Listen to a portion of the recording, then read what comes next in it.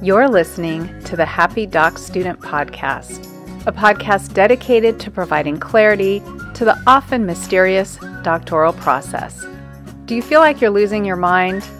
Let me and my guests show you how to put more joy in your journey and graduate with your sanity, health, and relationships intact. I'm your host, Dr. Heather Frederick, and today I welcome Dr. Dani Babb.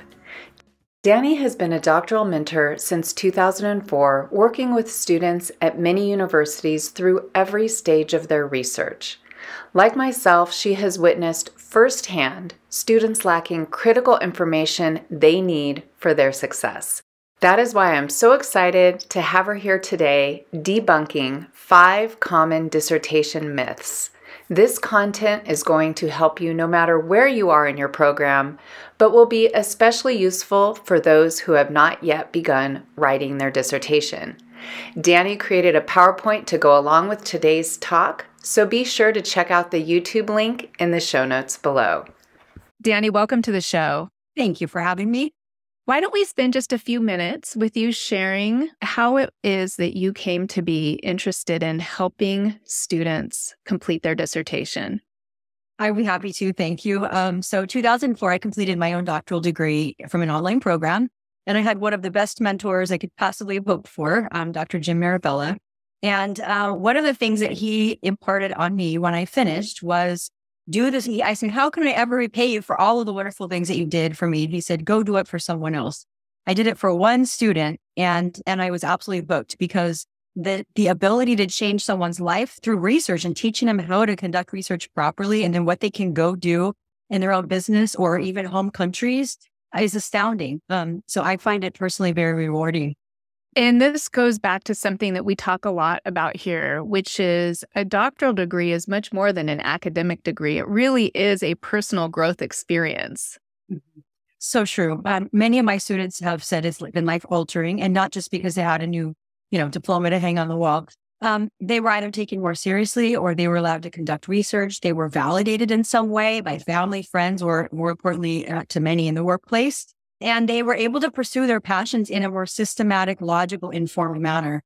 And so a lot of the things that they were thinking off their gut either came out to be the case through their research or was not. And it really can teach people that, yes, follow your gut, but also the data matters and our scientific selves matter, and what we can learn from not just intuition, but our analysis matters.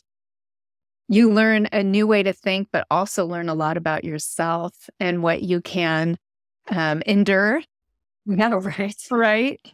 And I'm excited for you to be sharing today 5 dissertation myths. I love dispelling myths. Where do you want to start? Yeah. So now I've mentored hundreds and hundreds of doctoral students since 2004, and I'm kind of a go-to person for some colleges with students who are really struggling, which is why I created this business, why I talk about this topic, because some folks just need more help than what their schools can offer them. That's why I created this, which is our goal today, to talk about 5 myths to be aware of before you start your doctoral study, if at all possible. If you're midstream, some of these might resonate with you because maybe you've had an issue or have had to go back and redo part of it. So this is about myths and preconceptions about the dissertation process, so we can separate out fact from fiction. So the first myth that you may believe yourself or may have believed is that your dissertation needs to solve a huge problem. Your dissertation doesn't need to be something that solves some massive world issue. In fact, quite the contrary. You need to offer a contribution to the academic body of literature. And you can do this by finding a gap in the existing literature, which most colleges require, but sometimes you can find it in an organization if you're doing action research for professional degrees. But most of the time, it's a gap in the literature. So you're finding a real world problem that you're going to use the scientific process to study. Even experienced researchers are often published by validating and revalidating or retesting existing theories and beliefs. So in other words, they're finding a study and they're saying, I don't think that holds true from 1997. I'm going to retest it. And that's what they do. And that's what they're doing in academic publications. So sometimes that works for a dissertation, but you do not need to solve a huge problem. In fact, the broader it is, the more difficult it can be to narrow, become narrow and specific and actually testable, and you can hold yourself up for a really long time. So if you have a documentable reason that some outcome warrants a revisit, then by all means, run it by your mentor or chair, but you do need a narrow and specific problem in order to test a hypothesis or to understand a research question if you're not doing quantitative studies. And narrow and specific, audience. Yes. If you don't have your topic yet, write these on your bathroom name or a sticky note or make it your screensaver, because this is where I see a lot of students spend a lot of time. They think that their dissertation does have to be a change the world situation. And I'm constantly reminding people, your dissertation or doctoral project is a demonstration project. Mm-hmm. It demonstrates to the university that you've met the program outcomes for that program. You can go change the world after your Dr. So-and-so, right? So let's keep it doable so that you can actually graduate on time. Change the world when you're not paying tuition. That's what I tell my students. Yeah, absolutely. So true. Keep it as refined as possible. I actually have an example here in a little bit with regard to a hypothesis. But if you're talking about whether or not IT workers have a specific skill and you leave it blank and you're not saying in a specific industry with revenue under X dollars, who have more than 3 years experience, and you're not getting narrow and specific, you have a huge population to try to represent. And not only will it introduce too much bias, in other words, meaning that somebody with 10 years experience will have a different outcome than someone with 3. Someone in healthcare will have a different perspective than someone in a law firm. So you've introduced too many variables, multicollinearity becomes an issue, and you also really will have a hard time testing your research problem. So one of the biggest myths I see for sure. And that brings us to myth number 2. Yep. Your dissertation problem statement needs to be broad so that it can be applied universally. That's the myth. The fact is that your problem statement needs to be narrow and specific. This is not only a myth, but it can put your entire study in jeopardy. A problem statement that's too broad has no credibility because you can't test it. Remember, you're not trying to solve really big problems. You're demonstrating your ability to add to the body of knowledge and that you understand the concepts of research. So while you're demonstrating your subject matter expertise, you're also demonstrating your ability to conduct research in an ethical, professional, IRB-approved manner. So for example, let's say this is your hypothesis, and I'm speaking from a quant perspective because that tends to be my go-to methodology, but let's say your alternate hypothesis is IT workers do not work overtime. Okay, it seems on the surface like, okay, that will work as an alternate hypothesis, but it's very broad and it's difficult to study. Who will you question? Who will you interview? What's defined as overtime? In California, they're looking at that being 32 hours a week would be overtime. What other countries would have 30 hours per week? Is this nationally? Is it globally? What about companies that define, again, 32 hours as full time? What types of businesses? So try this as an alternative hypothesis instead. IT workers in small rural-sized healthcare facilities in Michigan work on average no more than 40 hours per week. So it's very narrow, small size rural healthcare facilities. It's specific in Michigan, and it's specific with regard to the variable, which is no more than 40 hours per week. So we're not leaving something to chance and to someone's interpretation. We don't want our problem statement to be open to interpretation. It has to be in a nice little box with a bow and all wrapped up beautifully. So do you see how the second hypothesis that I had mentioned, which is what you believe to be true as the alternate, is testable and doable? You can find people in rural healthcare facilities in Michigan and you can interview them. The first one almost certainly can't be measured because we don't even know what type of industry, we don't know where, we don't know how to define overtime.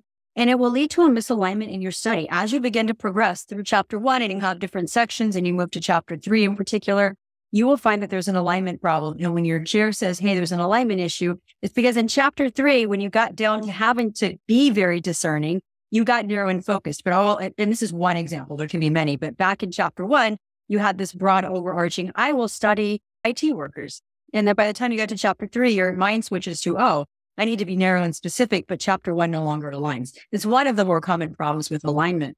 So the more specific you are, the better. The better your chances of success and the better your outcomes. So when your faculty members are saying, tell me more, or what do you mean by an IT worker, or what do you mean by overtime, or how are you going to operationally define that?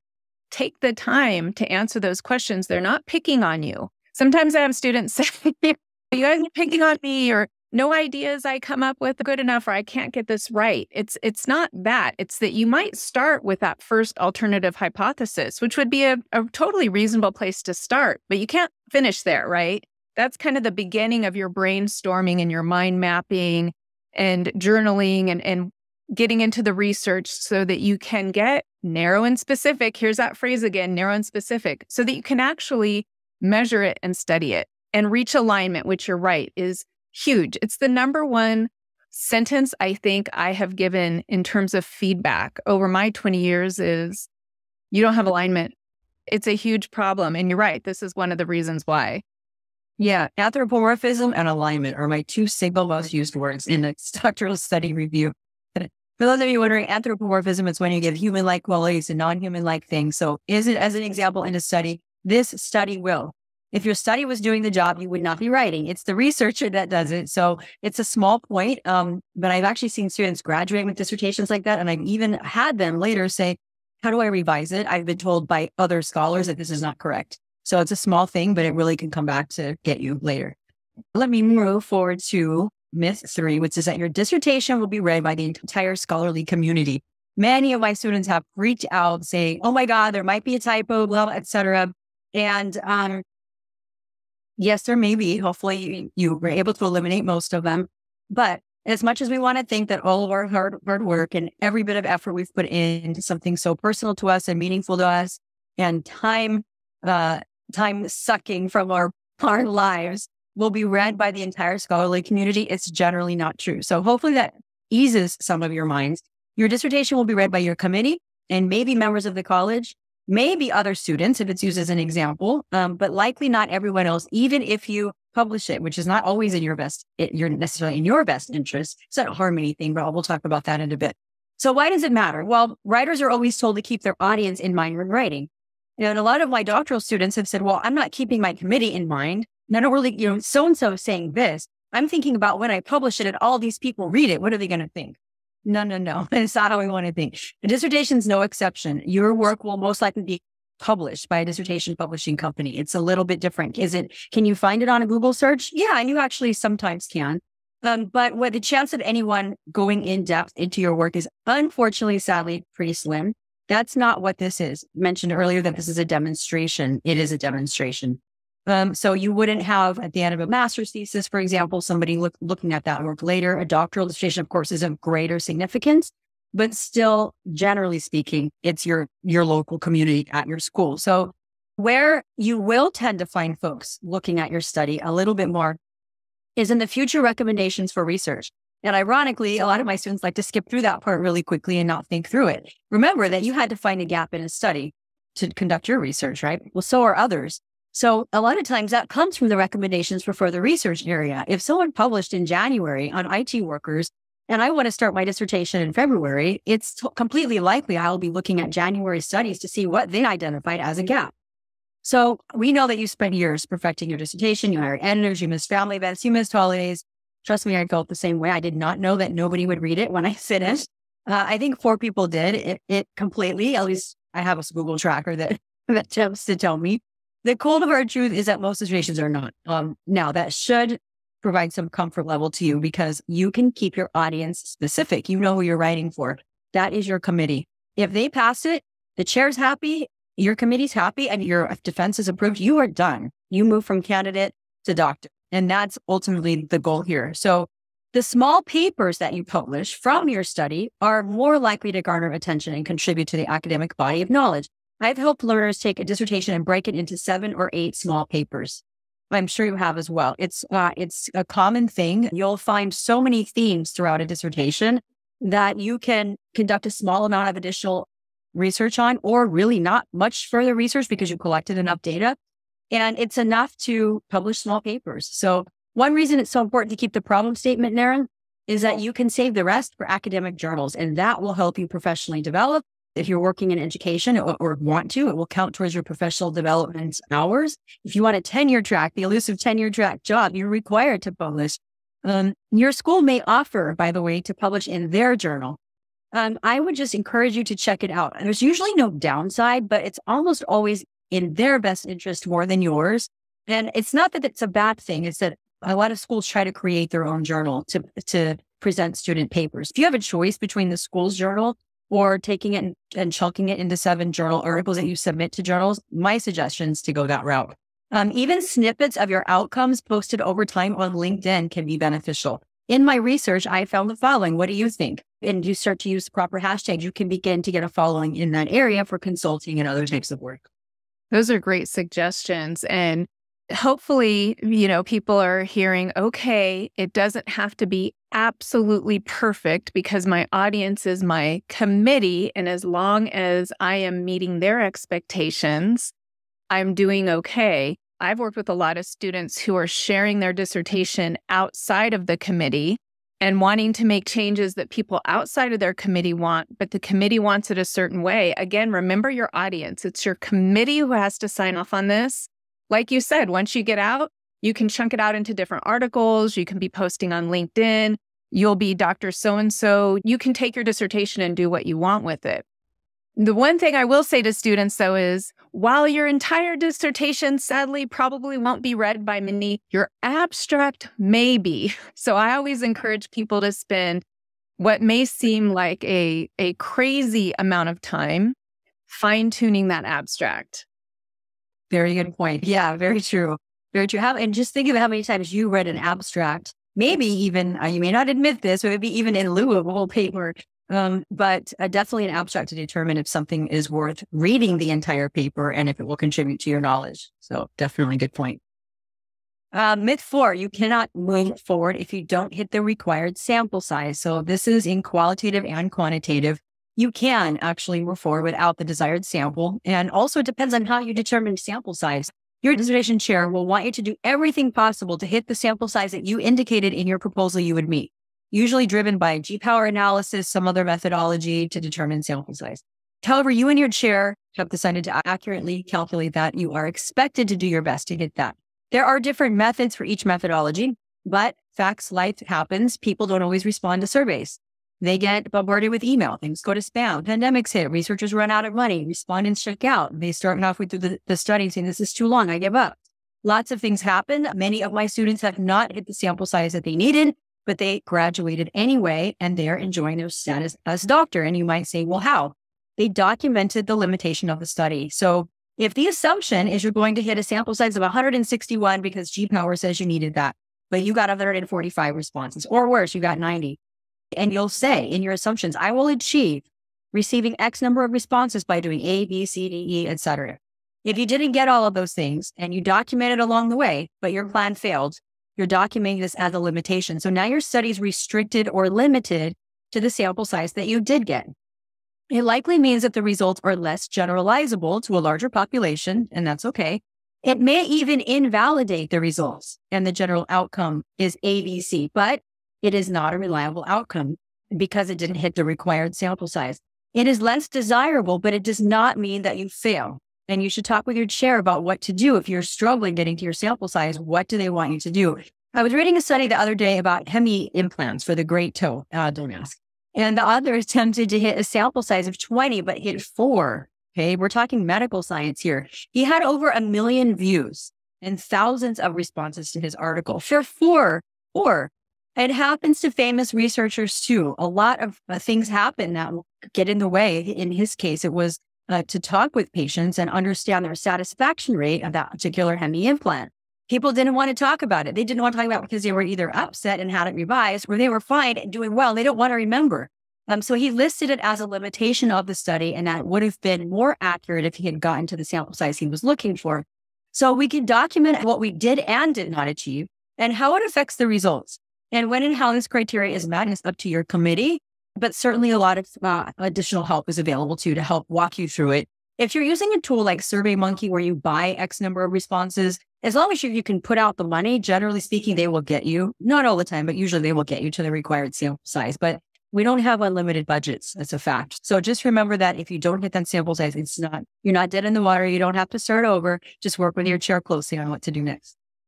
And this is such an important point. I've had students floundering, kind of almost disappearing for a while, and I'm asking how their data collection is going.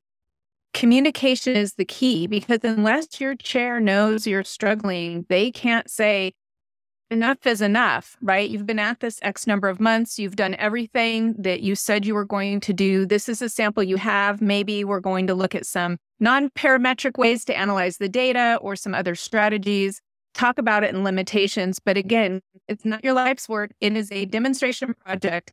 And as long as your committee is satisfied with the amount of data that you did collect, they're going to let you pass go. And that's such an important point. Communication is key.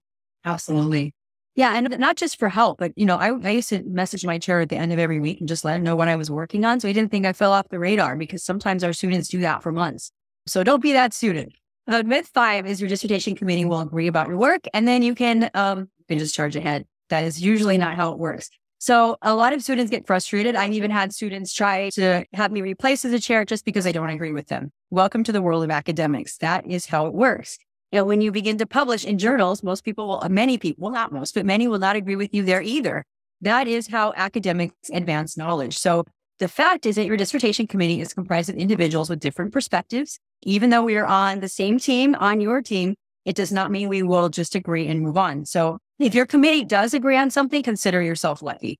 In my own study, I had about 2 months where my committee went back and forth, and it actually was related to a sample size issue. I was 21 shy.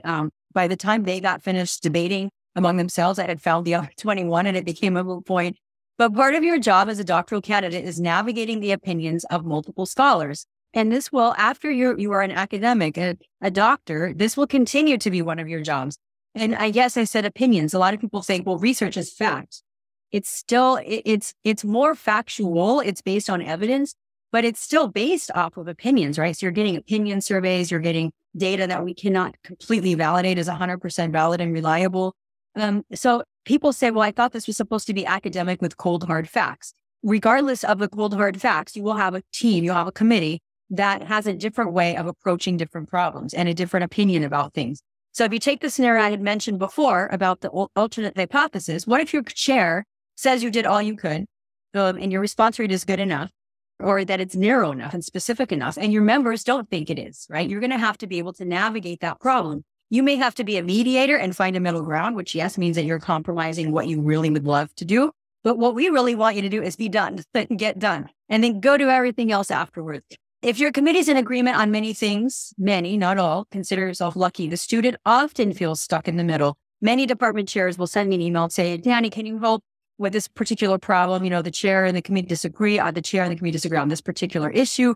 And the student feels stuck in the middle. That is what it often will feel like as a student. And you will have to navigate that work. And so the part of your job as a researcher, and it happens in real life outside of the student realm, is to get on the phone or find the method that works best for that team and see what you can do to satisfy everyone. It doesn't mean everyone will be 100% okay, but you can choose your words carefully. Like, what will it take to find consensus? What will it take to find a middle ground? How can I get unstuck? Can you help navigate me through this? When we are approached as committee members or chairs with, I have a problem, I'm stuck, please help me through it, we're not going to say, nope, sorry, just go figure it out by yourself.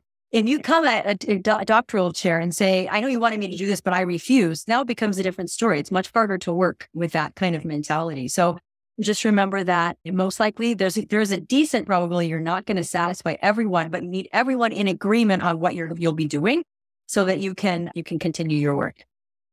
And that is something that I hear a lot from students in terms of the frustration of the process. One committee member saying this, another committee member is saying this, and I'll have students say, just tell me what to do so I can be done. But the point you brought up is learning how to navigate this is a skill that goes beyond your dissertation. There are going to be differing viewpoints, differing opinions, different ways of looking at the world.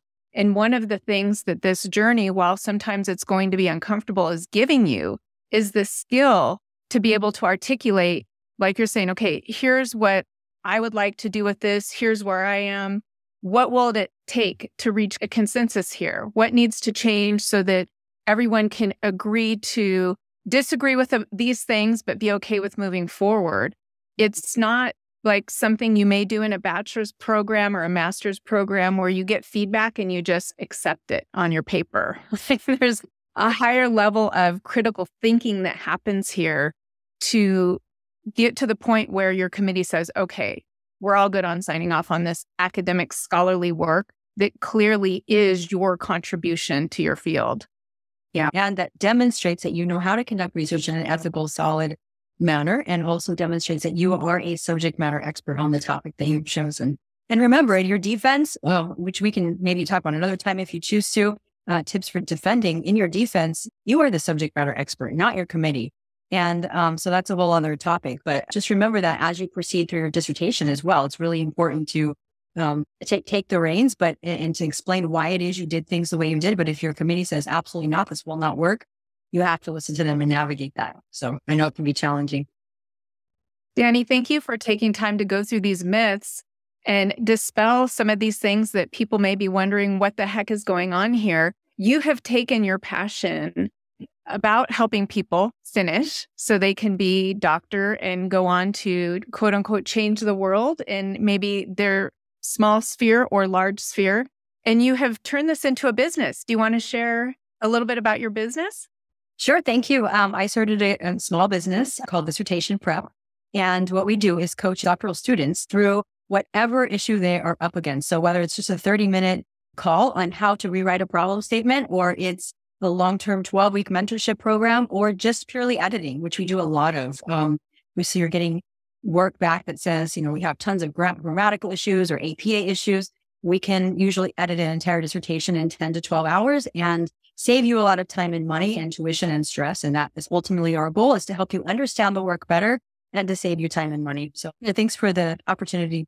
I'm very appreciative. And Dani, I'll make sure that the links to both your business website, but also your YouTube channel are in the show notes below.